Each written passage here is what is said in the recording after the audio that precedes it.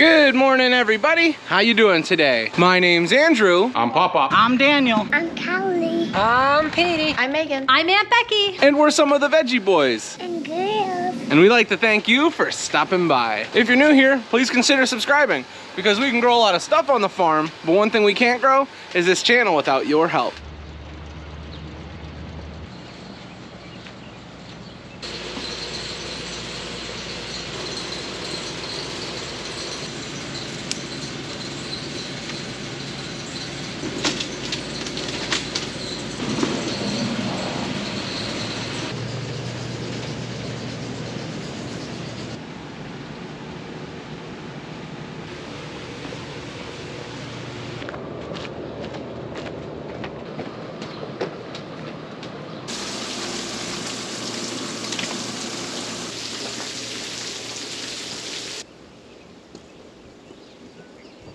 Buddy, what are you doing? Standing in the feeder.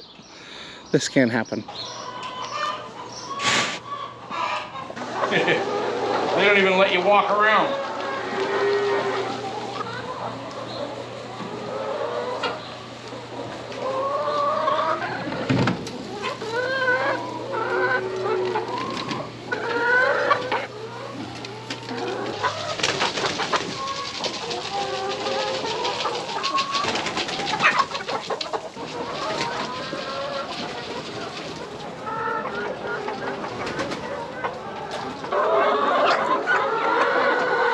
Welcome back, everyone. It's so nice to have you with us. We just got finished off with morning chores. I walked up into our largest greenhouse this morning and I was just blown away with how beautiful things are in there. And up in the germination greenhouse is just as impressive. There's a lot of stuff that we had just recently seeded that exploded with growth. One last thing I want to mention is that we've actually started moving stuff out of our greenhouses. Here in this back corner of greenhouse number 4, we had a lot of cole crops, but as you can see, that number has dwindled down quite a bit. We've moved quite a few vegetable plants up in front of the farm market to encourage people to pick them up, and it's been working. Because of that, we've moved quite a bit of plants already. As I just mentioned, morning chores are all taken care of. The only big thing that needs to be done yet is all of these tables need to be watered. We already got our hanging baskets watered. I'm taking a very quick walk through the greenhouses. Anything that really needs to be watered, like right now, I'm taking care of. But anything that can hold off, we're just gonna leave it. I've got another little job that has popped up. I'm gonna have to go for a ride with the truck. I have to pick up some seed for a few of the local farmers and deliver that. So that's where I'm off to next. Like I said though, before I leave, I'm just walking through these greenhouses and making sure that nothing needs to be watered this second. These cole crops that we're soon gonna be transplanting out into the field, they look phenomenal. There are a few dry spots here and there, but they will be fine for now. I'm looking forward to the time when these are going out in the fields. Another thing that has impressed me are these peppers. Now, I show these peppers to you guys every single video, but believe me, I get to see them every single day, and I am still surprised with the amount of growth that we see. Look at these hot peppers. These are some of the peppers that we had seeded earliest. Look at the size on them. We have a lot of new growth coming towards the center.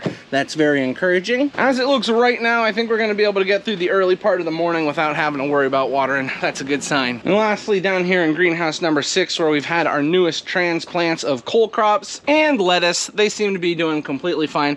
We also transplanted some of our own plum tomatoes down into greenhouse number 6. So that's a little bit exciting. You can see them here on the end. They're eventually gonna be transplant out in the field, but much like the other crops, they're gonna need some time to grow. Well, if you were to ask me how things are looking this morning, I would tell you very good. Just very, very good. There's the horses getting ready to go in and eat. Hey, horses! Why the long face? There's one more thing I wanted to talk about right away this morning. It is our reservoir tanks that we had put in place. We have one reservoir tank down here. We have 2 up top. What these do is just hold water for us so that when we do start watering, we can pull from our reservoir and not just from our well. As you could imagine, taking care of all these plants does require a lot of water, so it's nice to have the reservoir tanks on hand. That way, when we do start watering, we don't have to worry about slowing down or splitting water pressure. We have the one tank down here, which has been working out great for us. We just got that installed. And then up here with our larger greenhouse, we have 2 reservoir tanks, and these come in handy. They are so helpful.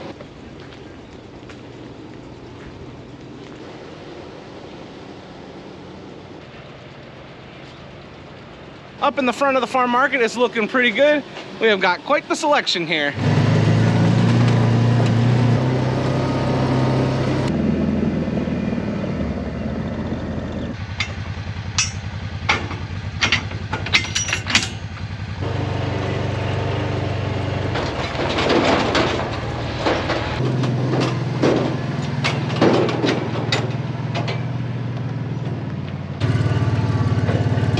We were waiting to make sure that there was gonna be somebody there to actually help us get this seed loaded onto the truck. So we were waiting for a call back. In the meantime, I ran up, I got the side-by-side hooked to a wagon, and I brought it down around back. I believe the girls want to put some hanging baskets on there.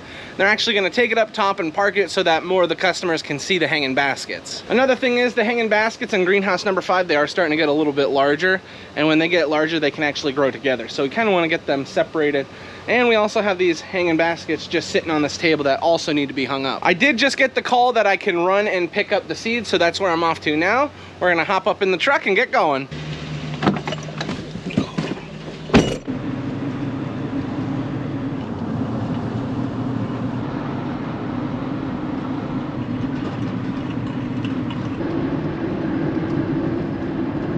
Today is kind of a special treat for me. I'm not normally the one picked to go on these driving jobs. Matthew is normally who will go. However, due to the time of the year that we're dealing with, so we're moving into Mother's Day, Matthew is very valuable back at the farm market. If Matt leaves the farm market, that doesn't help out anybody. He knows where everything is. He knows a lot more about all the stuff back there than I do, and he's really good with all the pricing on the plants and things like that. So Matthew is too valuable back at the farm market this time of the year that he's not allowed to leave. So I get to go on the driving jobs. Daniel's handling some stuff with some equipment back at home, and Dad is helping out the girls. He's moving some trays around. He had to move some plants from our germination greenhouse down into the lower greenhouses. So this, like I mentioned, this is kind of a special treat for me. I don't get to have this happen often, so I enjoy it. It's nice to be able to go out and visit the other farms. We're gonna be visiting 3 different farms. It might only be 2 because the big tote that I'm picking up, it's for my cousin's farm, so they're very local. That's no problem at all. However, it is a beautiful day outside. It's a nice day for a ride, and I'm gonna enjoy this opportunity while I have it. This place that I'm driving past right now, it's called Mainville Ag. This is actually where we take all our corn, beans, and wheat that we harvest. It's also where we pick up that fertilizer that we spread. What's really nice about this place is that when we pick up some fertilizer, they let us take one of their fertilizer spreaders home. And it just makes the job go so much quicker for us, and we like them. We appreciate them.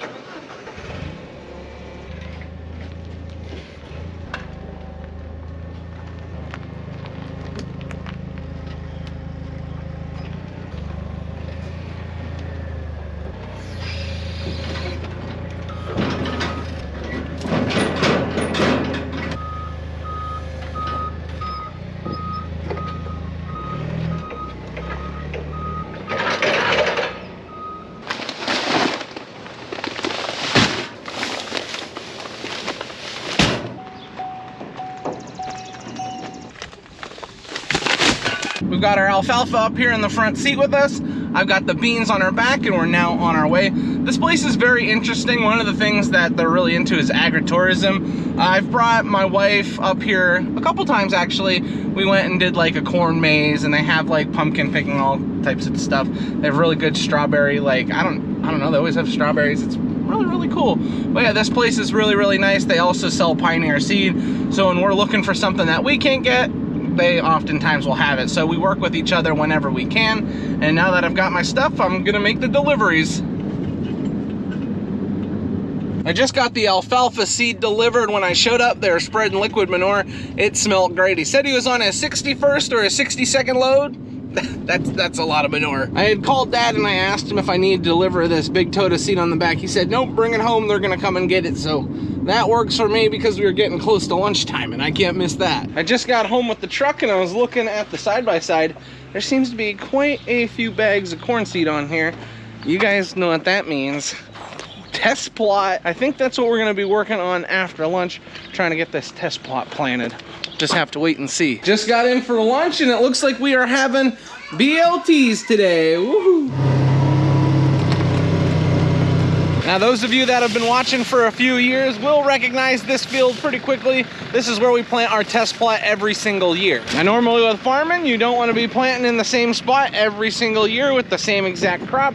However, for test plots, this is very important. It helps to test the disease resistance that some of these varieties actually have. So what we're gonna be doing is with each pass, we're gonna be changing out all the seed and loading a new one in there. And we're gonna have little flags with the seed variety on it that we're gonna be putting into the soil to mark where each variety is. Now, everything that we're doing today, we're also keeping that on file. So if something happens to the flags, we've got nothing to worry about because we know where every variety is gonna be. The flags are just beneficial for when we're trying to be quick. If we're out here, we're like, oh, this is a nice variety, what is it? We can check the flag.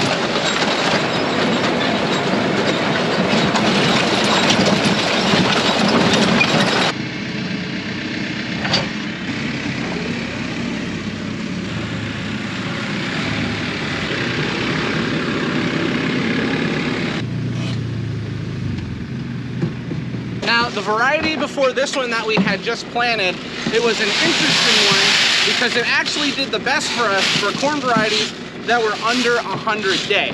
So we were happy. We're gonna be excited to see how that one does this year. Maybe conditions will be different. And then the variety we just planted, so what we've got in these hoppers, this is a brand new variety to us and a new variety to the test plot. So it's also gonna be exciting to see how this one does. I got that one.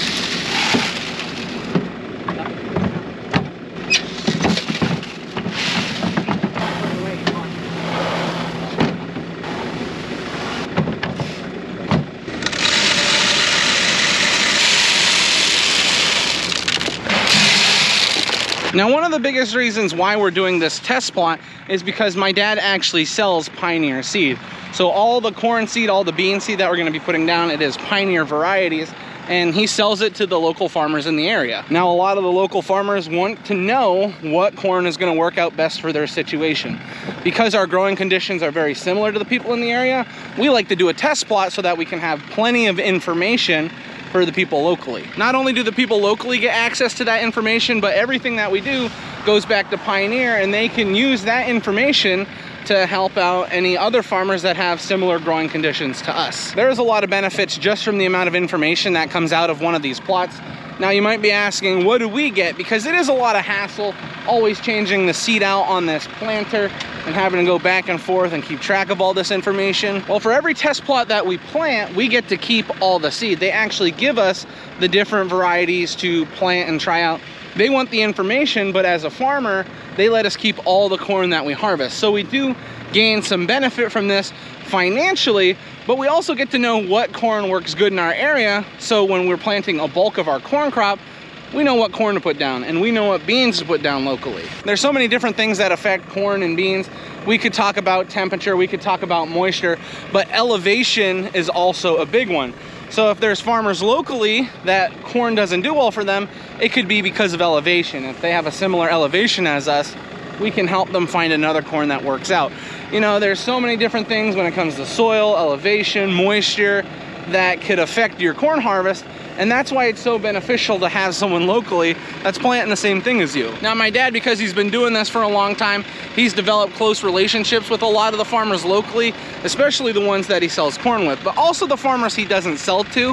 He helps share what varieties work out well, and they also share what varieties work out for them. We have found that over the past years, Pioneer has worked really well for us, and we don't plan on stopping.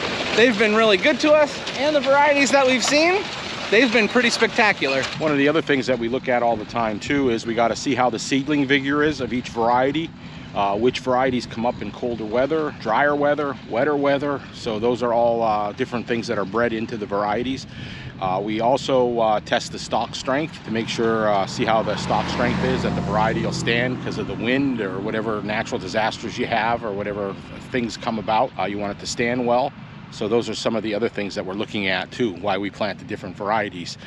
Some varieties have a bigger stalk, some varieties have a smaller stalk, some stand better, all those things are what we're checking out. And all this information, although it may seem like a lot of information, it is very important to farmers, because maybe you can't get your corn off as early as you would like to and you have a later harvest.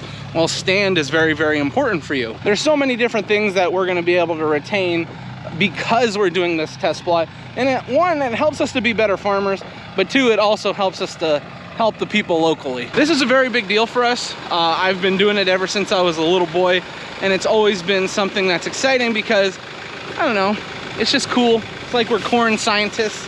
Not really, we're just farmers, but it's still nice to have all the information.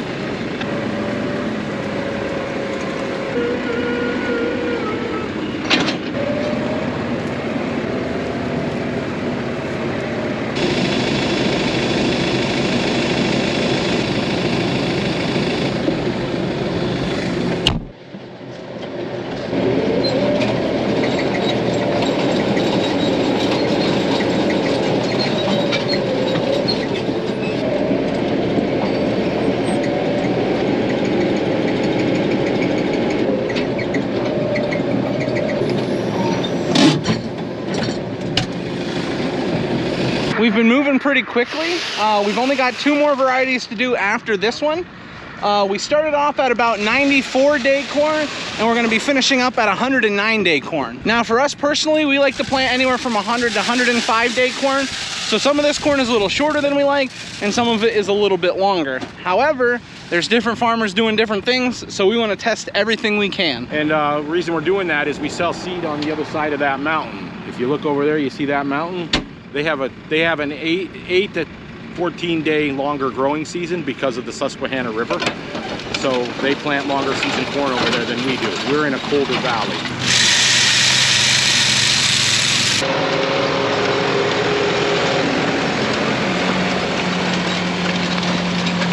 We're just about to dump our last variety into the planter. This is our 109-day corn.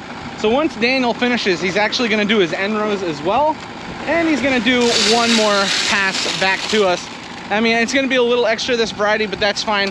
We'll know to only cut out once for when we're doing our test plot cut.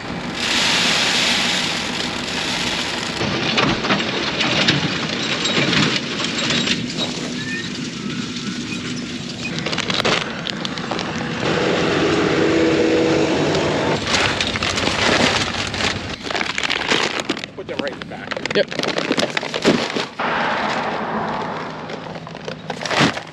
Well, that's a big job now all taken care of. We just got back from planting the test plot. We got all the corn unloaded out of the side-by-side. Daniel's actually gonna be filling his planter up. He's gonna get right into planting the rest of our corn. That's gonna be a big job for him, and that'll keep him very, very busy. I'm actually working my way down into greenhouse number 5 because we need to get our cole crops pulled out of the greenhouse. Some of you may be curious why I'm pulling the cole crops out of the greenhouse. A big reason for that is we're gonna try and harden them off. If we can get them out of this nice, perfect condition and out here in the wind a little bit, it'll make it a lot easier on our plants when we're transplanting. And when it comes to transplanting these, we're hoping to get it started by the end of the week. So if we can get our cole crops in the soil by the end of the week, we would be just ecstatic. We'd be so happy with that. We have all these trays right along here that need to be moved out, and then all the way in the back corner of the greenhouse, we have some trays that need to be moved too. Now this space isn't gonna be empty for long because all of this space that we're gonna be opening up, the cucumbers, the zucchini, the pickling cucumbers that we have up in the germination greenhouse, they're then gonna be coming down here and taking up the space. But the number one thing I'm gonna be focused on for now is just getting these cole crops pulled out of the greenhouse.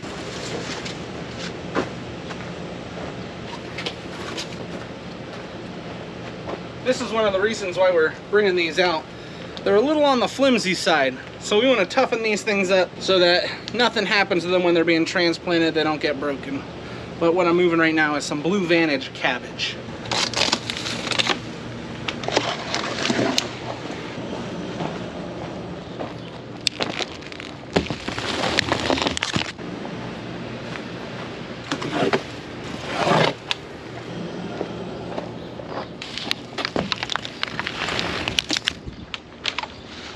We just got all our cole crops pulled out of the greenhouse. Dad is just gonna move the wagon over so we have a little bit more room. But by the end of the week, hopefully all these plants will be out in the soil. We've opened up quite a bit of room in this greenhouse, but now we're running up the germination greenhouse, getting all that stuff pulled out and brought down. Whew. Feels disgusting in this germination greenhouse. It's like 96 degrees in here. All this stuff that is up really nice, we want to get it moved out. It's way too hot for this stuff. We have the cucumbers and stuff down here, and then all the way up here at the top, we have our zucchini. This stuff is really nice, but like I said, it's too hot. We do have our fans running, and we've got our windows open, so that helps to pull the air out at least. If we didn't have this greenhouse opened up, we would be cooking in here.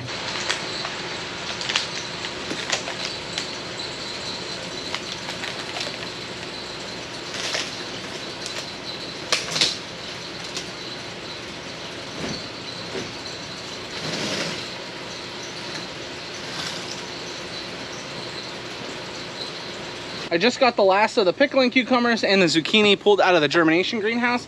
Dad is on his way to pick up a calf. It's not too enjoyable to be working in here. It is still well into the 90s. It's way too hot. I'm gonna go back and get all this stuff taken down below to greenhouse number 5.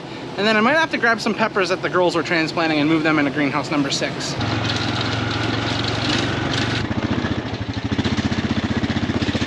I've now got all these cucurbits moved down here. The cucumbers, zucchini, and pickling cucumbers are gonna be all for sales. We also have some burpless cucumbers here. Some people in the local area really like those. Now up in that germination greenhouse, it was hovering around 95, 96 degrees. Here it's about 82, 84 degrees, and it's probably even a little bit cooler on the ground. For these smaller plants, it's just much better growing conditions. If we leave them up in that hot weather, they shoot up and get really tall and really spindly, and the plants break easily, which that's not good for us or the customers. I just got all the peppers unloaded into greenhouse number 6. It looks pretty good here. I've got all the available pallet space filled up, so we're gonna have to bring more pallets in. Now all that's left to do is get this stuff watered and it'll be good to go.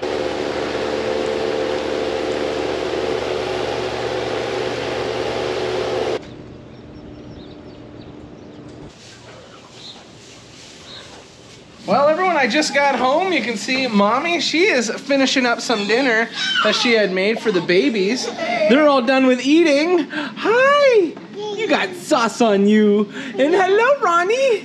How are you, buddy? You can see the babies are getting pretty big. They're like toddlers now. I don't know what to tell you. I don't know what to tell you. Say hi. And Callie is running around with a makeshift dress. She made it out of one of her blankets. She told me she's a princess. Woo! For dinner tonight, Mommy has made us beef and broccoli casserole. It is gonna be so good, and I'm looking really forward to eating dinner. And since it's dinner time, don't forget to like the video, and I will see you guys next time. Bye-bye!